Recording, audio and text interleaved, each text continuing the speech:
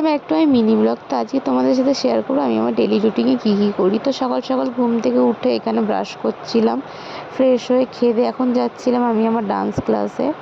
সকালে খুব একটা ক্লাস থাকে না আমাদের, কিন্তু যেহেতু সামনেই বসন্ত উৎসব ওই জন্য ক্লাসে যেতে হচ্ছিলো। তো এখানে আমি চলেও এসেছিলাম। এখনও কেউ আসেনি, অনেকক্ষণ একা বসে থাকার পর শান্তিকে আসছিলো, তারপর দুজন মিলে বসেছিলাম। অনেকক্ষণ পরে সবাই আসতে এখন এসে ক্লাস প্র্যাকটিস করছিলাম। আর সবার অলমোস্ট নাচ তোলা হয়ে গেছে, আমারই বাকি, কেন মাঝখানে কটা ক্লাসে আমি যাইনি।